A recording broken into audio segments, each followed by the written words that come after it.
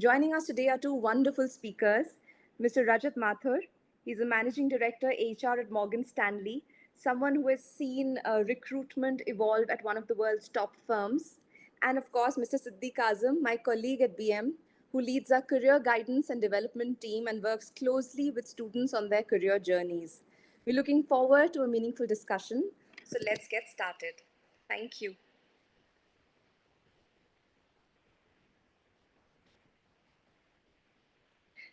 Mr. Azam, can I request you to take the stage, please? Sir, you're on mute. So it's a quite relevant topic. Okay.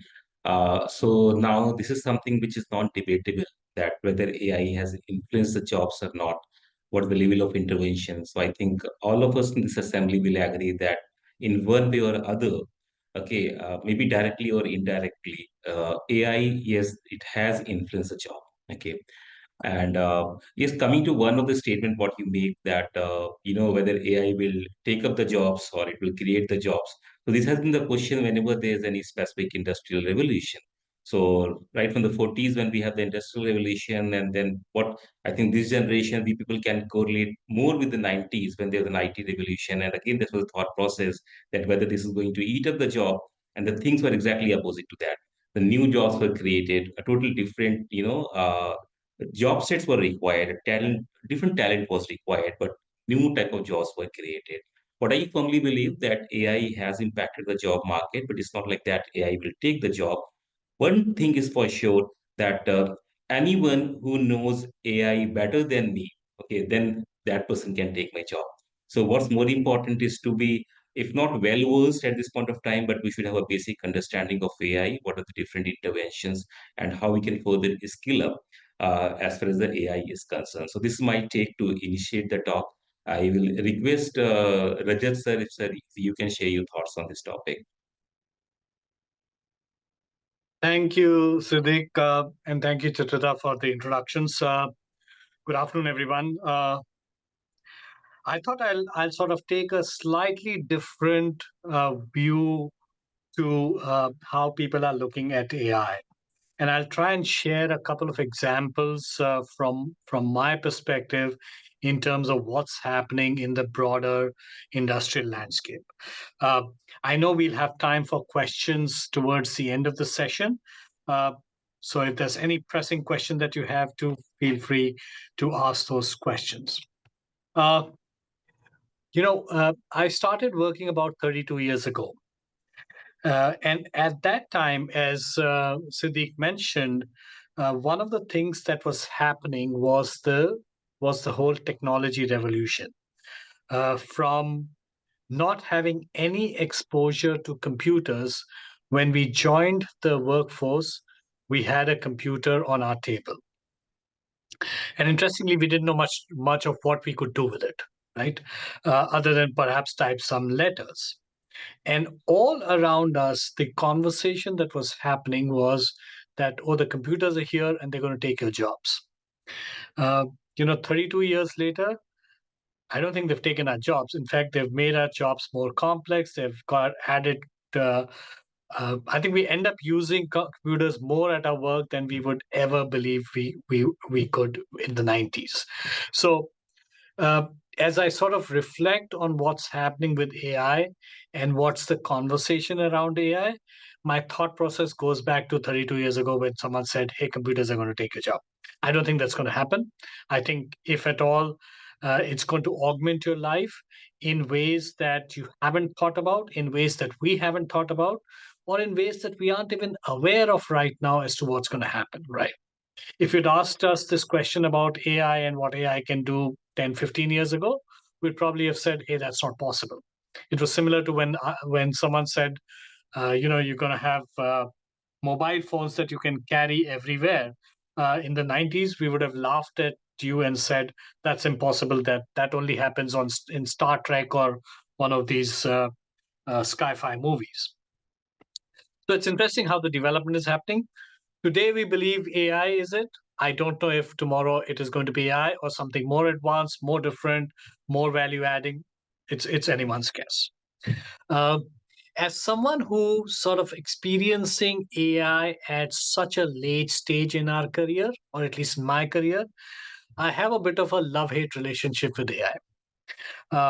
I'm enjoying using ChatGPT. I'm enjoying the fact that it can do stuff for me that I would normally spend, minutes or hours doing. Write little letters that I need to write to the housing society or to someone in the government. ChatGPT started to do that for me, and I love that aspect. What I get really worried about is sometimes thinking of whether my doctor is using Chat GPT to get me medical advice, right? And what if he studied using Chat GPT, right? Uh, those are things that worry me, not just from an ethical standpoint, but from a penetration of AI and what it can and cannot do. I was talking to an analyst about a week, 10 days ago. Uh, an analyst for us is someone that all of you would become in about 2 years time once you finish your MBA.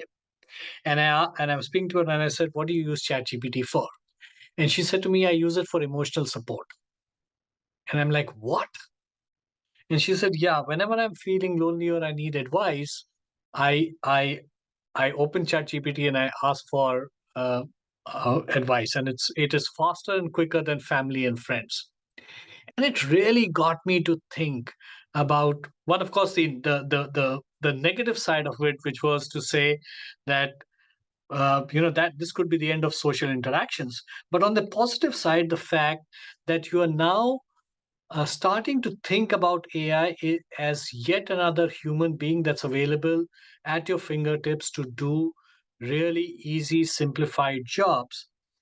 But that's not true anymore. It's not just really simplified, simple jobs. It's fairly complex jobs, including providing emotional support to someone or someone believing that it can provide emotional support. So it's progressing at a fabulously fast pace, and it's fascinating as to how by the time you guys graduate in 2 years' time or thereabouts, how much will change. I'll give you one other example of how quickly it's progressing. So sometime last year, I was doing a learning session for someone, and I asked ChatGPT, "Can you create content for me to use?" And it created some very basic content with for that topic. And I looked at it and I wasn't impressed, so I sort of discarded it. About 8 or 9 months later, that topic came back to me, and I went back into ChatGPT and asked the same question. And then I asked it to build not just the content, but stories around it, talking points around it, constructing it in a presentation that looked appealing. And the output that it produced would be output that I would take months to produce. So, in a 6 to 9 month journey from producing really basic stuff, it has started to produce fabulous stuff that is even threatening to replace some of my cognitive ability to create content. Now, why am I telling you guys this story? Uh, I'm telling you the story because what's happening to me as I experience AI is something that's going to happen to you more and more frequently, more actively, more aggressively. Uh, some of the jobs that your predecessors in the MBA batches 2, 3, 4 years before you went out to do after their placements are actually jobs that are probably not going to be there for you anymore. Not because the companies are not going to be there, but those jobs are not going to be there. So, in my firm, we hire a lot of operations roles. We hire a lot of people that do client facing roles and answer queries for clients. Over the last couple of years, some of those roles have started to disappear because you've got chat engines and you've got bots that are able to do some of these processing jobs that we would typically hire people from who have done their MBAs to do. So suddenly you're competing for a very different set of roles. Those traditional roles that were there are gone. I'll give you an example of client of mine that I work with or I consult with that I was helping do. So or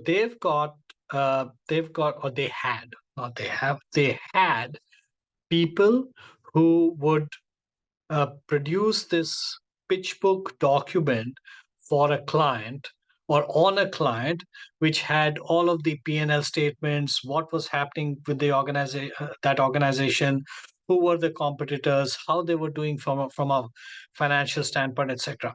And in a normal case, to produce a profit loss statement and a pitch book for a client, it would take an analyst about 100 hours to produce just one pitch book, right?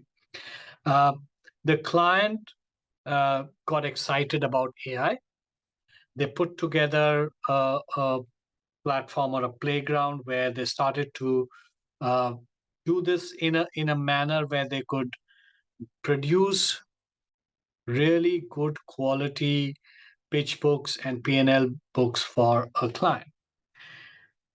The difference between what the human being was producing and what the bot could produce was stark. Not only was the bot able to produce that same document in less than 30 minutes, and by the way, 30 minutes today, I think it'll become 5 minutes, maybe 3 minutes by the time you guys graduate, versus 100 hours of effort, right? That's the differential and savings of manpower, of headcount, of man hours that this is able to do. And we took that report and took it to a couple of marketing analysts, and we said, look at this report and look at this report. Tell us which one you like better. And 8 out of the 10 people, without them knowing, picked the AI generated report. That's how powerful AI is becoming. So, what does that mean for the industry? And therefore, what does it mean for you guys? I think we are realizing that the way to continue to do well in such a competitive environment is to really leverage AI. And that's as simple a statement as I can make. Leverage AI. What does that mean? It means different things for different people. There are different functions trying to use it differently, and I'll give you a couple of examples. But what that also means for you is that when you're coming into the workforce, when you're sitting for your placements, when you're sitting for interviews with companies, a lot of good companies today are looking for skills that you have, which have some level of I'm not going to call it expertise, but some level of exposure to AI. If you are not someone who can basically ask the right prompts of ChatGPT, and that, by the way, is a skill by itself, then I think you're going to struggle if when you get into the organization or in the industry. So one of the things that I would strongly encourage you start to look at doing is to look at getting yourself familiar with AI. And it's basic proficiency. It's basically about understanding what that is. Ayush, I know you have your hand up. Let me just finish and then I'll come to you for the question. So basic proficiency on AI, absolutely something that you should be looking at doing. And it doesn't matter whether you're a computer science graduate or not a computer science graduate. Everyone, irrespective of the specialization, function, role that you want to do, needs to have some orientation to AI, which goes a little beyond just using ChatGPT for fun on your mobile phones. And it's not just ChatGPT. You got Tableau, you got Midjourney, you got Power BI. All of these things are now being actively used, but on a AI ML platform. And I'm not a technologist, so if you ask me how does that work on the platform, I have no idea. But I'm an active user that is now leveraging this, and everyone in my team is leveraging that. So suddenly, the quality of output that we are able to produce is fascinating. So I think basic proficiency needs to be built. Having said that, one of the things that you will have to continue to focus on outside of building basic AI capability is that I think, in my view, there are three key things that you will need to focus on. And I'm going to do it in no particular order. One is you're going to have to develop critical thinking. Because it's going to produce fabulous reports for you, or AI-enabled reports for you. But when you sit in front of a client, you should be able to interpret that and be able to demonstrate to the client the value add that a human in the loop brings to the cycle. So critical thinking is one key skill that you'll have to do. The other thing that I think everyone will need to work on really, really hard is their ability to tell a story. So storytelling is going to be very important. How do you sort of take this fabulous output that a machine is producing for you and make and translate it into something that another human understands? And that's the ability to tell a story. So I think that's the second one. And the third one, not a skill, but something which is an underlying that we'll have to really focus on, is ethics. Uh, you know, the machine will think like a machine. The machine will give you outputs based on the inputs that you give. But the ability to discern what's right, what's not right, what's ethical, what's not ethical, is something that a human being will have to do. And so one of the fundamental things that we are worried about as an industry is the kind of information that's being produced, and whether that's really, really ethical, whether what we do with some of that information is ethical. And those are standards that each one of you will really have to focus on. I think from a broader ESG standpoint, ethics and governance are two key things that are really going to play a big part in your in the way you use AI. I'll give you an example of something that I experienced with AI, which will again, talks about the power. So I was consulting with a small startup, and one of the things that they wanted was to create HR policies for their organization. So one of the promoters, he said to me, he said, Rajat, can you help me with an HR handbook? And I said, okay. And I was in my head thinking, okay, I'm going to go there and I'm going to get one of my team members to sort of draft the policies and create a handbook, etc. And as I walked out, one of the thoughts that came to me was, hey, why don't I try ChatGPT to see if it can produce a handbook for me? I went back into the promoter's room about 20 minutes later, and I said, here's your handbook. And I hadn't read it. I said, look, I haven't read it. This is the first draft, but why don't you read it and I read it, and we'll see if we need to, make some changes. So the prompts that I'd given was, I need a HR handbook. This is the size of the organization. This is the type of organization. These are some of the values that we have. These are the kind of policies that I want. And I gave those prompts, and it produced a document that I had to make very minimal edits over the next couple of days, but it produced fabulous outcomes. So that's one example that I can share with you.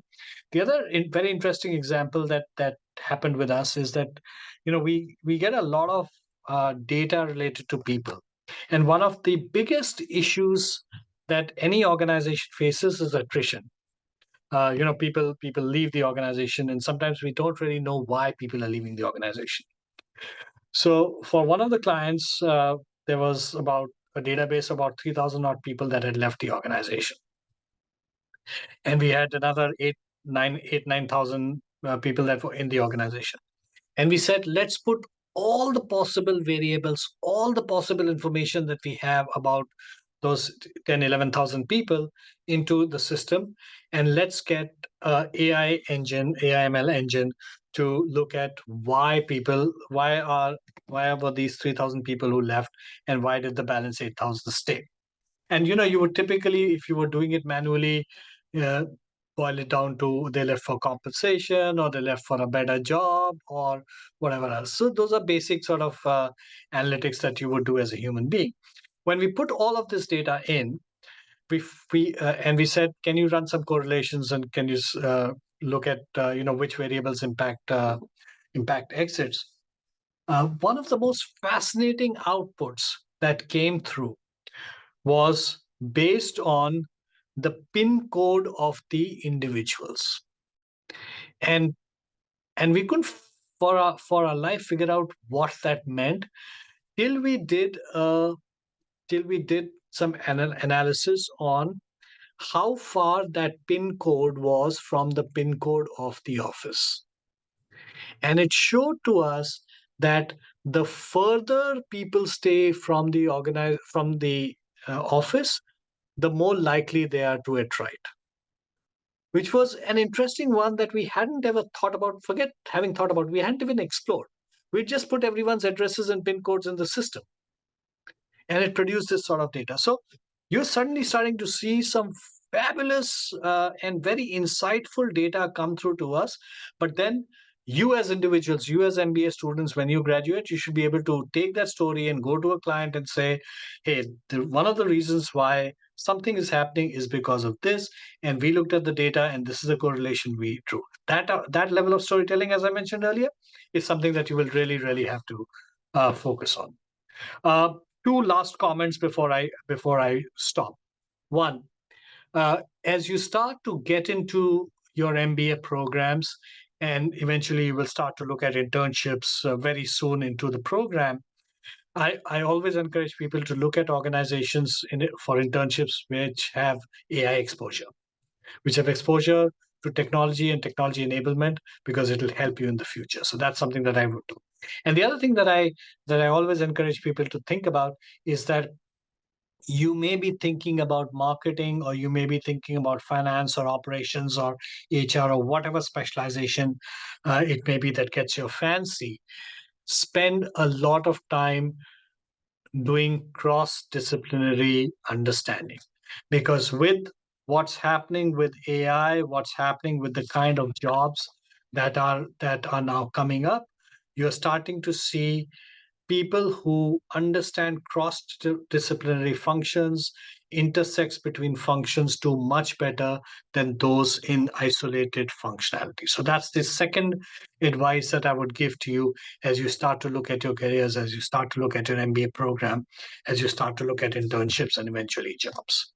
So I'm going to stop here. I've given you a sort of flavor of things that are happening around in the world.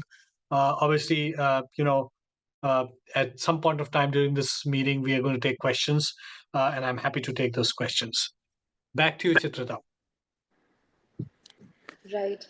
I was I was just listening to what you were saying, and I had a few questions, especially when you talked about the students who would be sending out their resumes this year. Do you look for some specific AI skills that they have right now? Can you share some actionable tips for our students here who would be creating their resumes right now? Yes, we are. So I think a lot of the job descriptions that you will see, not just with our organization, but with a lot of organizations, will ask for desirable skills, which include exposure to AI, experience with AI, ML, etc. So if you have that skill, if you build that skill set, and if you've put that in your resume, it's always an advantage. And by the way, just so that you know, I'm not looking at those resumes. I have an AI engine that's looking at your resumes. Yeah. Right. So yes, you got to get smart with that, but don't just put it because I said put it on the resume. You need to be able to back it up, because I suspect one of the first questions that will get asked of you will be a question that will be related to what you put around AI. I can see Mr. Azam nod at that. Do you have some tips to share for us as well?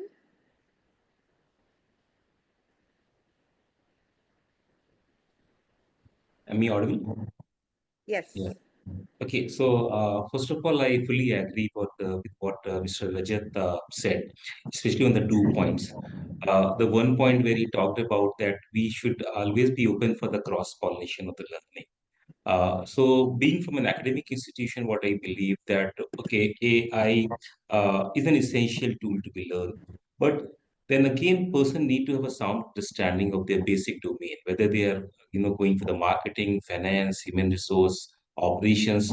So AI is an addition to them. Okay, so there must be a cross pollination of learning, because every job, as I said earlier, is directly or indirectly is influenced by AI. This is one thing.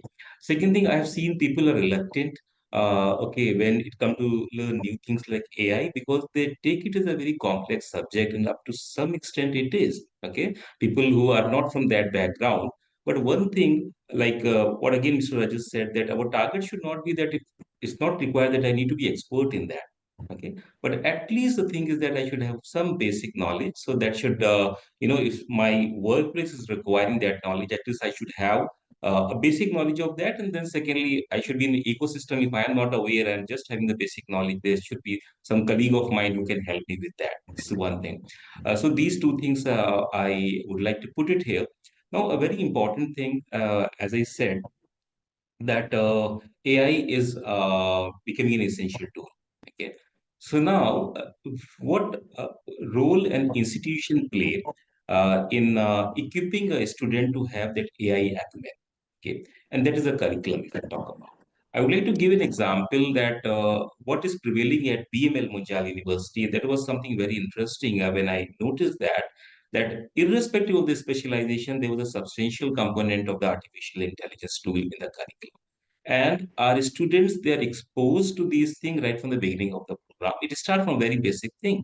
Like what I saw in the first year itself, they are exposed to basic things like, business statistic or basic research methodology, which lays the foundation for the artificial intelligence. And then the subsequent module, then they again come back to some of the complex thing that gives a deeper dive into the AI and are very much required in the workplaces. Now, let it be an advanced, business research, or let it be some programming, what we talked about, or maybe a predictive business analytics or NLP, text analytics, big data, just to name a few. So the curriculum need to be aligned, because if I'm in context of this webinar, if we are focusing on the placements and the intervention of AI, we need to remember one thing, that the placement is going to be a byproduct of academics. And what academics include, it includes two important things. First of all, what has been taught to the student, what they are doing in the classes. So is it industry relevant? So that need to be industry relevant from the AI point of view also, if the curriculum is covering these topics. And secondly, the student also need to be very, very sincere, because this is a competitive world. As I said earlier, my competition will be with the person who knows AI better than me. So again, may not be targeting for the expertise, but the basic understanding is very much required at this point of time. Yeah. Right. Um, I actually had a question for Mr. Mathur based on what he said, especially when he talked about using chat gpts and ethics. When he said, so when I feel that I use chat gpt, I find that there is a lack of sometimes empathy. Sometimes it's too pushy, and it can talk a little about humans or about data with very callousness. So I find myself trying to find that aspect of my own psychology which is a little more empathetic, so I can give it some push. So do you think that AI is actually making us a little more kinder also in that sense? We're looking at ethics, we're talking suddenly about empathy in that way. Well, firstly, I think we should have anyway be doing it without a chat GPT or an AI prompt. But look, at the end of the day, the one thing that differentiates a machine from the human is emotion, right? And sometimes someone says to me, like the conversation I was having with the analyst, that she speaks to AI for emotional support. Uh, when you look at the responses, it's not emotional support. It's essentially, uh, you know, what's the word for it? Soft responses and acknowledgement about behavior rather than really emotional support. So I suspect that is a differentiator that will remain. I think the ethics piece is interesting. I think uh, at the end of the day, the machine will process whatever is data that's available around, whatever are the cases that are around, whatever is the information that's around. The classic, what you put in is what you will get out is there. And that's why the human in the loop is a very important part of the equation for now. The human is the one that is the checks and balance for any output that AI produces. And I think we are still some time away from being able to completely trust what the AI engine or an ML output will look like. Uh, so you're right. I think there needs to be that human in the loop element, which is really important for everything and anything that we do, including looking at it from an ethical or an emotional lens. I think people are asking some very practical questions. One is, can we do courses from Udemy? And I think the everyone wants to know how, if they are talking about AI, then how do they learn AI? Every tool in the AI bouquet that works for them. So can you give us some inputs on that? Obviously, Siddiq is more qualified to do that. I have a view, but I'm gonna let the academician take this one on. Okay, so I have experienced that generally the student get fascinated of these external certifications. There is no harm in upskilling. Okay, but I still believe what is more important that your basic should be strong. You select a B school, okay, who has as an integral part of the curriculum. Okay, they are teaching you what is required in the industry, and then they are revamping the curriculum also. So yes, certification from any of the external platform is good, but again, the basis should be very strong. If you're not strong in basics, if you're not strong in the basic functional knowledge, and then going for the extra thing, so that may not yield the fruitful result. Right. So if I And may just add to, sorry, if I may just add to what Siddiq said, look, uh, some roles and some functions will require in-depth, deep understanding of AI/ML, and those will be functions that will involve the developmental side of AI/ML based models, right? So, for example, let's say finance, right? You look at finance as an option. If you're a strat modeling person, then I suspect that your understanding of an AI ML in structure or infrastructure or background is extremely important. But if you're a finance reporting person, then that depth of understanding of AI ML may be slightly more shallower. So I think it's going to be a function of what you end up doing and how you want to do it. Now that's the what do you need? Where can you get it? Siddiq said, look for courses within your MBA programs. Absolutely. Can a Coursera or any of these other programs provide you an impetus to start looking at how AI, etc., is used? Where can you use it, etc.? Absolutely.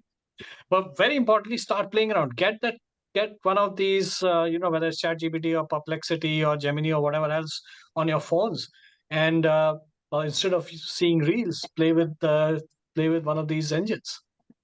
Right? That's how I learned. right. I know, Chitra, there were a number of people that were raising hands, so I don't know whether it disappeared, but I think there are a couple of people that wanted to ask questions.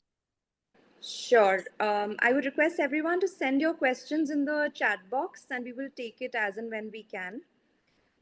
There is someone who has asked a question. Sir, I would like to know your take on how the current geopolitical situation might affect the job market and what can we do about it? There are a couple of geopolitical actions that are happening in the world. If it's related to what's happened over the last 3 weeks, I I think guess. just instability in the economy, maybe we can focus on that.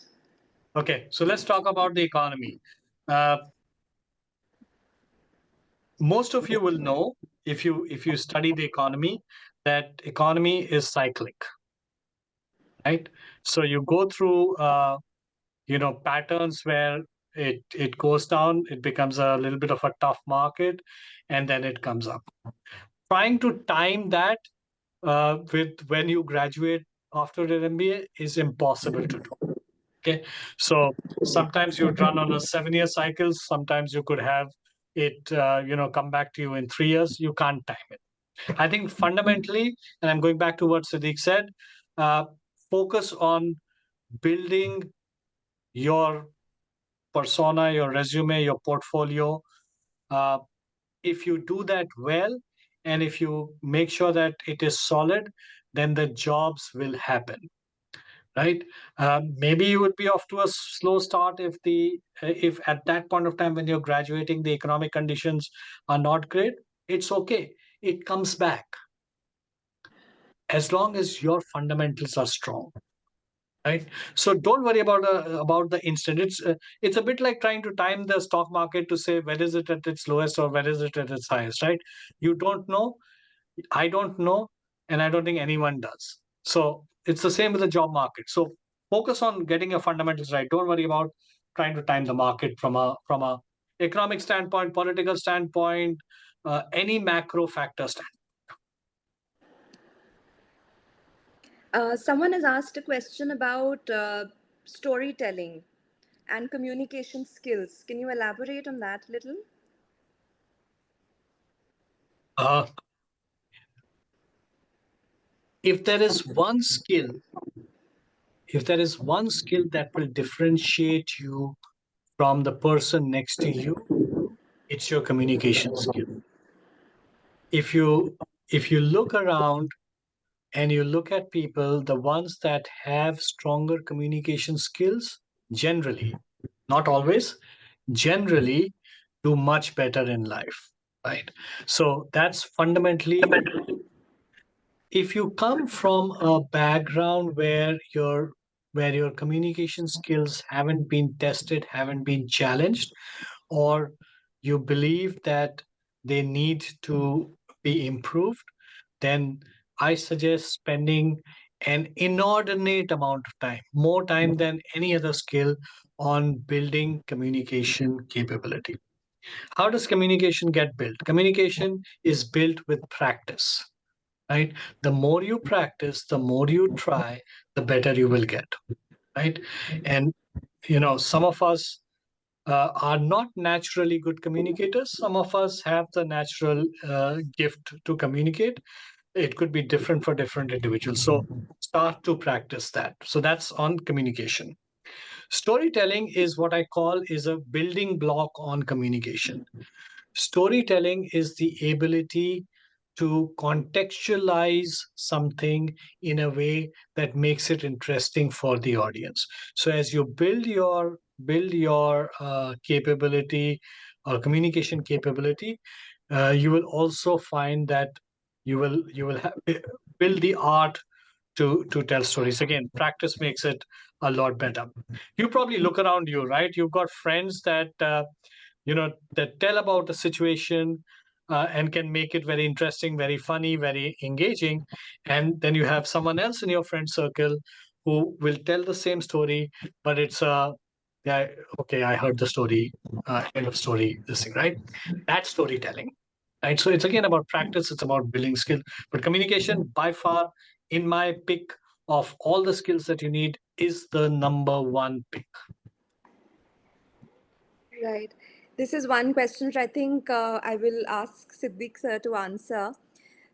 What should resumes include that would make it stand out in AI engines and the human eye? Okay, so it's a very relevant question. Now, what actually happened, I would like to take a few words from what Mr. Rajat said about the resume. And when someone asks, that what type of skills or what type of courses they should go ahead. Now, resume, first of all, we need to understand that one resume cannot serve the purpose for every job you're applying for. It need to be job specific. And why it need to be job specific? Because it need to be, very much closely related with the job description. Okay. Now, how to stand out is that job description, that one page or maybe a two-page document is a very serious document to go through before you make a resume. You need to pick up some words what the recruiter is looking for.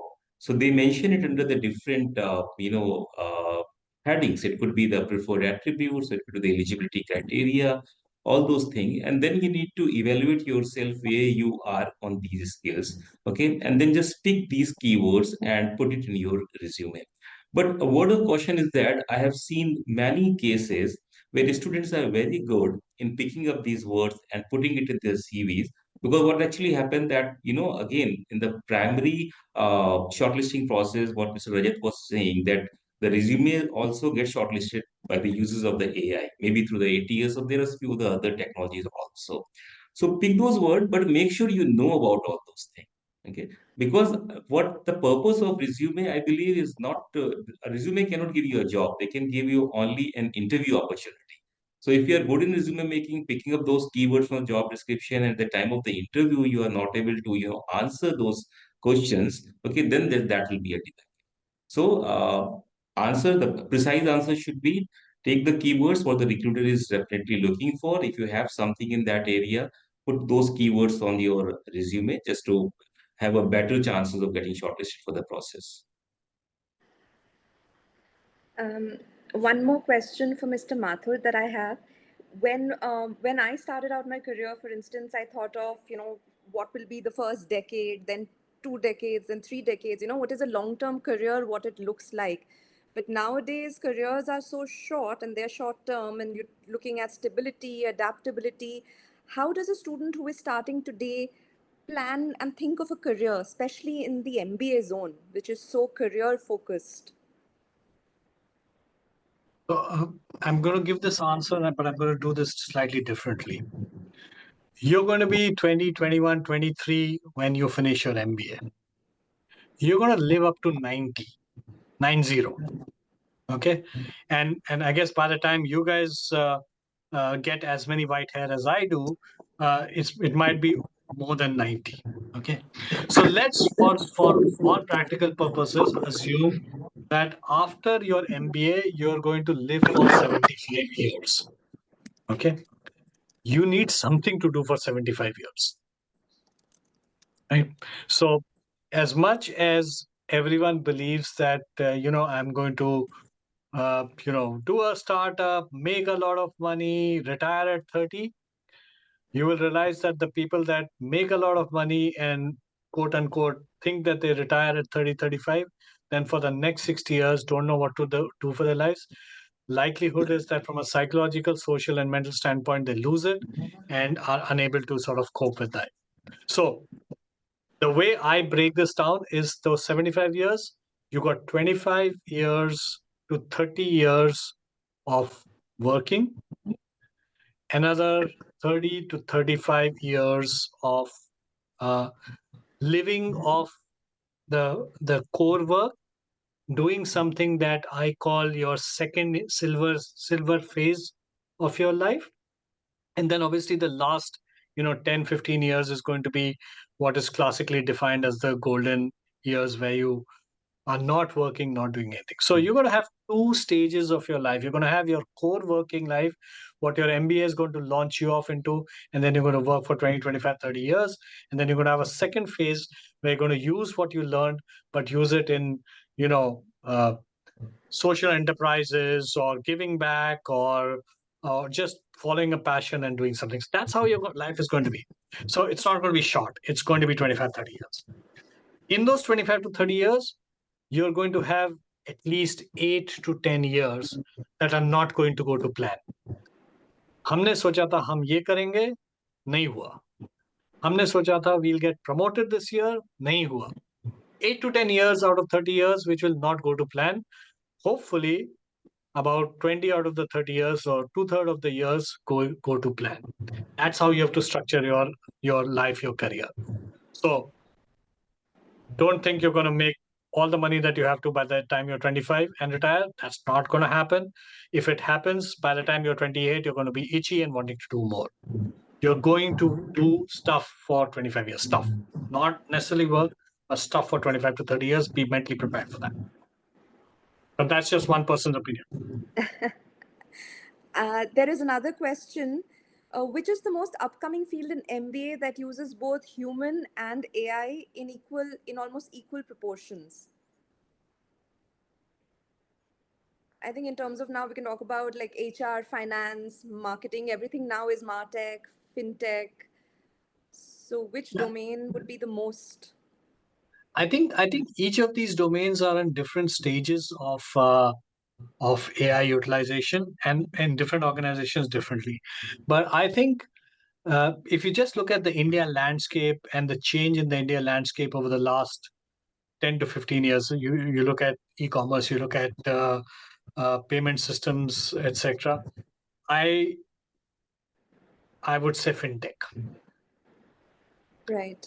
I think that for me is the function or area that has probably evolved the most over the last 10, 15 years. Now I'm saying this in hindsight, right? I'm saying this with having looking back and saying this is what has happened. I don't know what the future holds.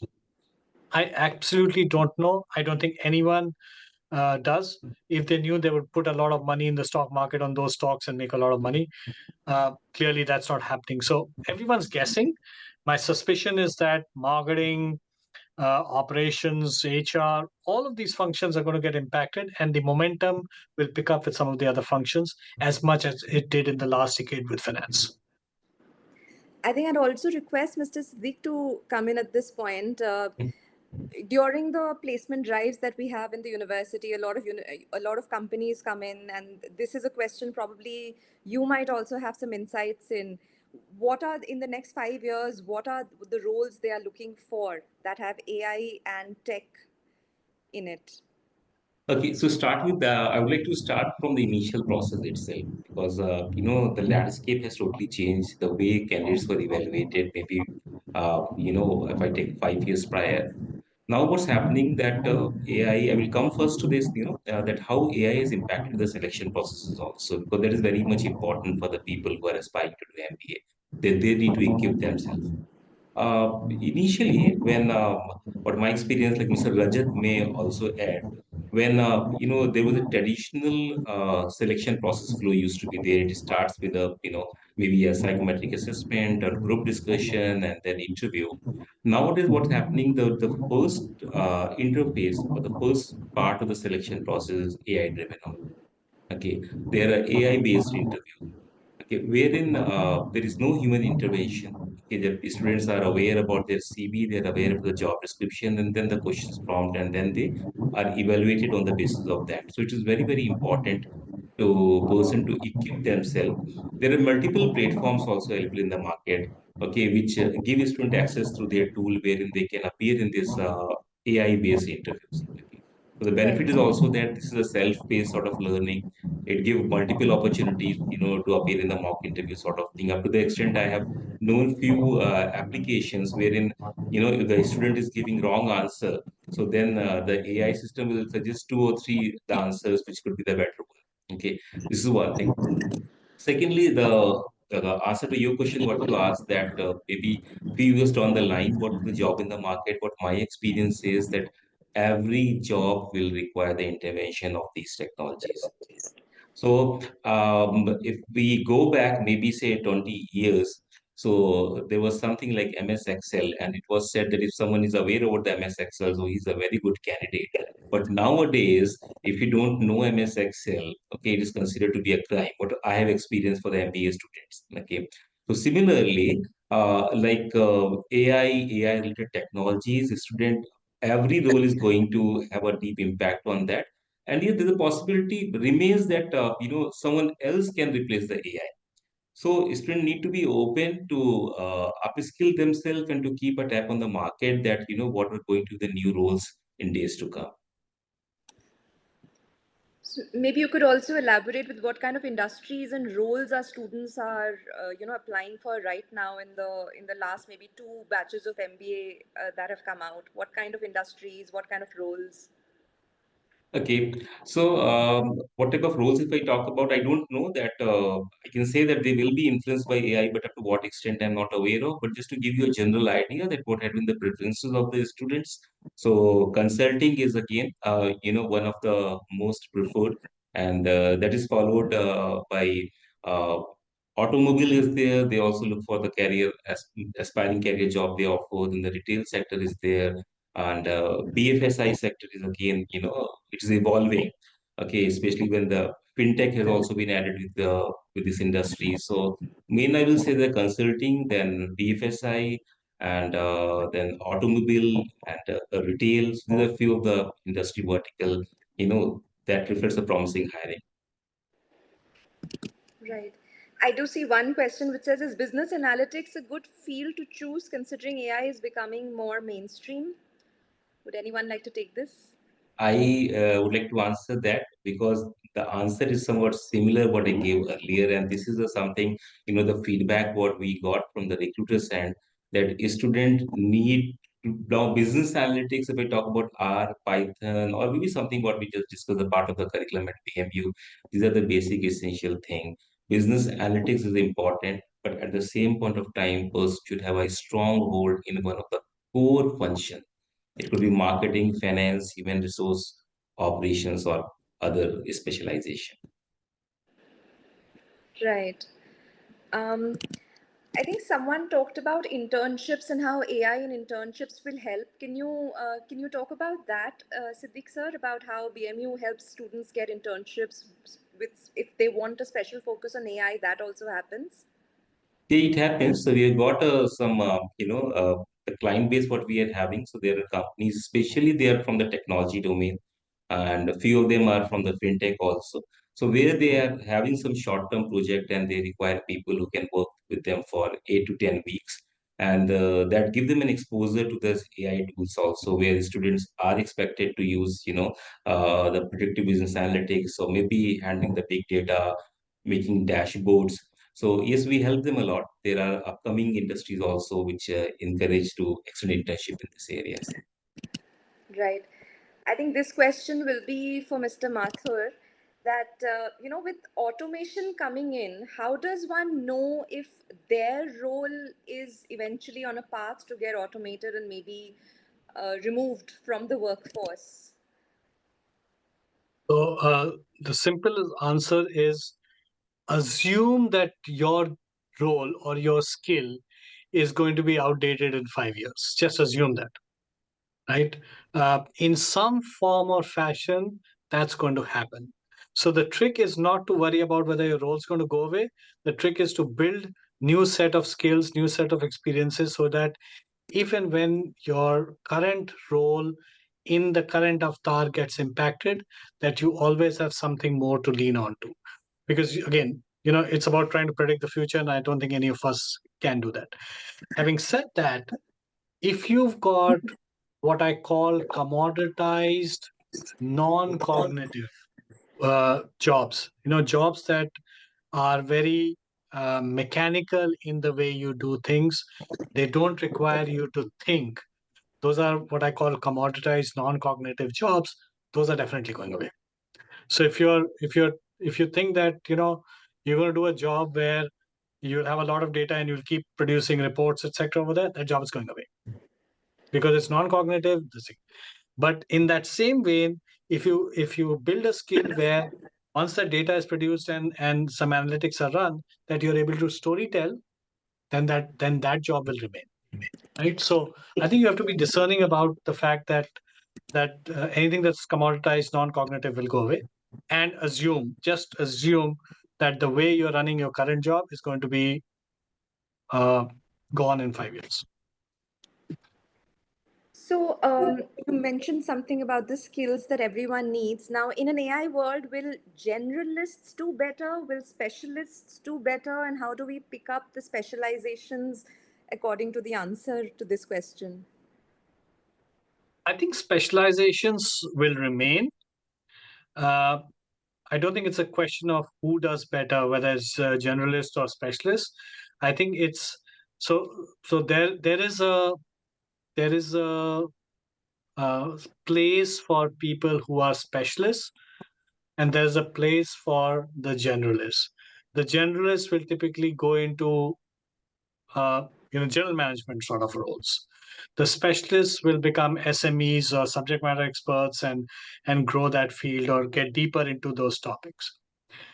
What we're talking about is irrespective of whether you're a generalist or a specialist, your ability to use tooling that's going to be available and going to change every day that you live in your work life. Your ability to use that is what's going to make differentiate you from the person next to you. I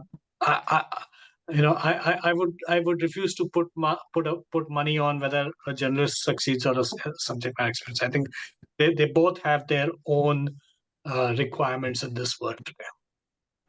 Right. I think we've finished all the questions that have come up. So if there are any final comments that both the speakers would like to end on, starting with Siddiq sir. I believe it was a very meaningful discussion, and the inputs what have been given by Mr. Rajat Mathur, who's obviously a key opinion leader in the industry, are quite relevant. And a student must have, received answers to few of the very prominent questions, what were in their minds. And my comments in the end will be especially talking to a subject like AI. This is an ever-changing world. Okay, so one, as a student, we should always be open for the learning. I would like to reiterate that today, this AI, 5 years down the line, it could be something else. Today, there are few people aspire once they are coming, they are setting their career objective. I have interacted with many students, so they are aspiring for a particular job. Okay, that 5 year down the line, I would like to be this, but there remains a possibility that, there can be some other role. Okay, and that person can be a better fit in that role. So people should be open as far as the career choices are concerned, especially as a fresh, MBA graduate, and people should be open for the for upskilling themselves. Yeah. Right. Mr. Mathur. I think for me, upskilling is clearly one. Constantly sort of looking at what skills you need. Constantly trying to sort of forecast what would be needed in the future. That I think is extremely important. But very importantly, the ability to adapt, because every day that you come back into the workplace, something new will happen. Something would be different. Something would have changed. So your ability to quickly adapt, to understand how it impacts you, your work, your life, and then meaningfully move forward using new skills, new tools that are available, that's extremely important. So adaptability for me is going to be fundamental for this generation coming into the workplace. Thank you so much. I hope all the MBA aspirants listening in had a nice session, insightful session, and they got answers to all their questions. I know there's a lot of anxiety around AI and recruitment and placement, and I hope we were able to answer your questions. But Siddiq sir is around in case you need to know how BMU CGDC, Career Guidance and Development Cell, helps you become more employable and ready in terms of your career. Then please reach out to us and someone will speak to you. I would like to thank Mr. Rajat Mathur for his kind time. Thank you so much, sir, for your insights. Thank you so for much. inviting me, and all the best for everyone on the call. Thank you.